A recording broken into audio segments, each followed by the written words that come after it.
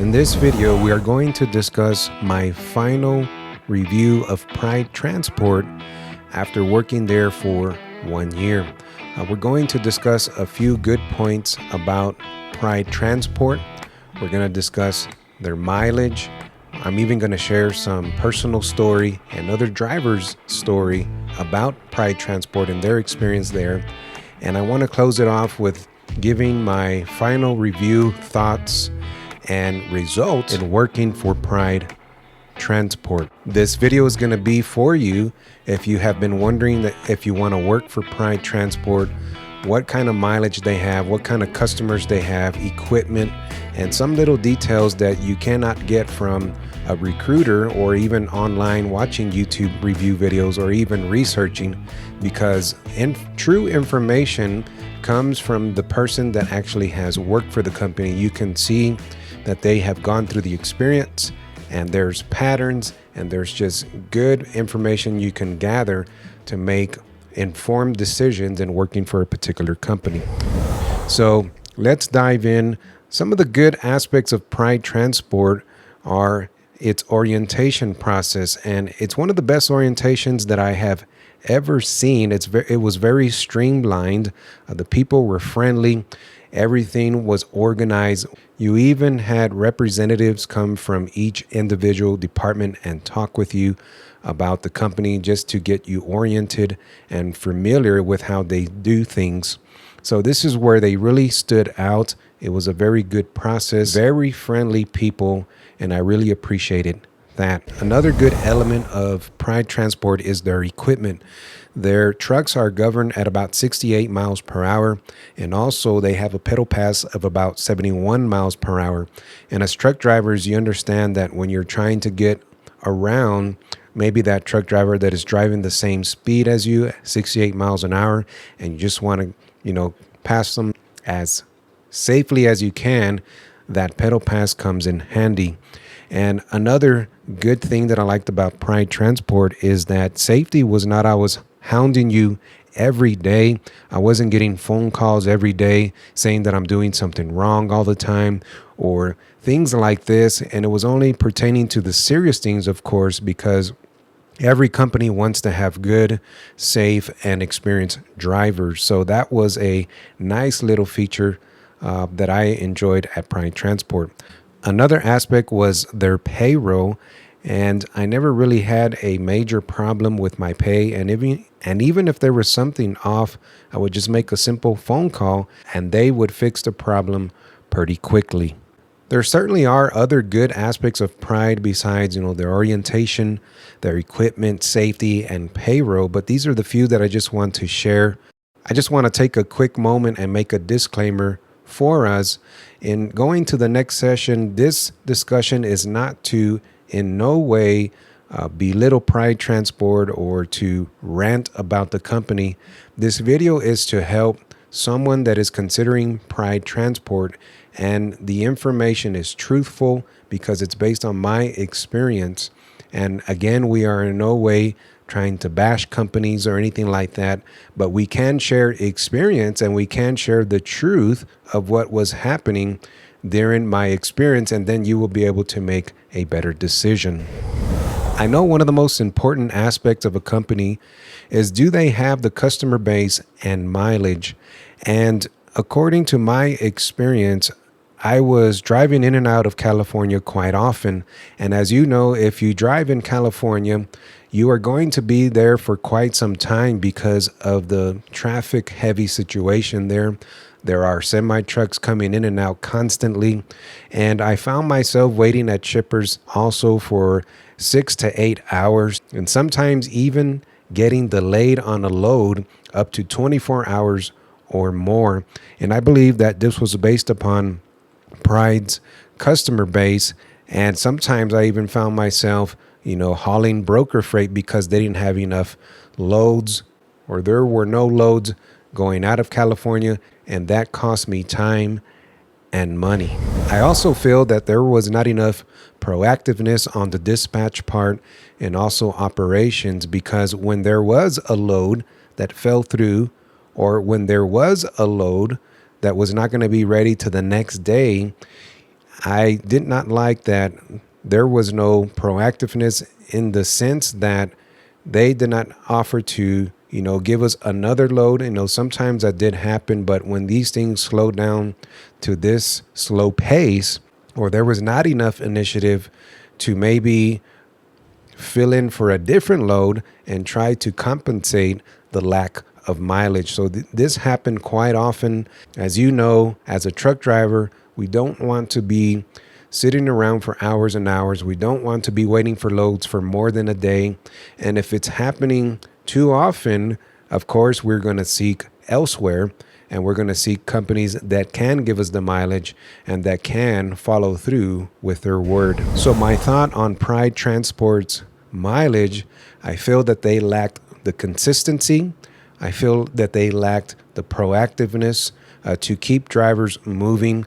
And I'm not saying that this was happening to every driver, but this brings us now into the next section of stories of not only my own, but of other drivers that have experienced this with Pride Transport. So some of the things that I saw concerning this situation about mileage, and to solidify what I'm saying, that you should not just take my word for it, I actually ran into other ex-Pride drivers at customers and shippers that said the same thing. I quit Pride Transport because they were not giving me the mileage that I wanted. I actually ran into a new driver that was coming into Pride Transport, and they said within their first 2 weeks, it wasn't what they expected. They didn't get the mileage that they were looking for, and it was pretty low. I ran into another driver that only got about 1,000 or 1,500 miles for the week, and that is a very low average. If you were to, do the math on that, it's almost like working part-time. And because I also experienced team driving at Pride Transport, there were some times when my dispatch asked us, me and my partner, to save a load. And most of the time we said, yes, we can save this load for you, because we wanted to feel that we were helping the company. We wanted to be helpful. We wanted to be flexible. But after we started to do that, more than 2-3 times, we began to soon realize that it was costing us a cut in our pay, because when you're saving a load, it means that it was already late, or another driver did not want to take it, or something fell through, or whatever the case was for that load trying to be saved. Now another driver has to come in and prove that we can provide that customer service. But I often saw that in saving loads, that it was just a short run, or it was making a delivery that was going to take a long time to unload. And eventually, when I was asked to save a load again as a team driver, I had to say no, because I realized that it was costing me money. I also have seen personal comments on my Survivors Trucking channel about drivers who have worked for Pride, and they were also had a grievance that they weren't not getting the mileage. There were some comments like, you're going to be running up and down California, and you're not going to get the mileage that you want. Or other drivers stating in my YouTube trucking videos, if you want miles to be taken from you, then stay put. Now, these are, of course, comments based upon other drivers' personal experience, and we are taking at face value that they are telling the truth in their personal experience. But when you think about, if a truck driver is going to have a grievance, most of the time they want others to know, and they are being honest about that, because they are trying to give you a heads up. This company may not give you the mileage that you're looking for. Try this company. But you don't have to take their word for it, because I personally have already experienced this many times where there has been a lack of mileage. If you take a look at my Survivors Trucking channel, I have other videos out about Pride Transport and some of the areas they were doing good.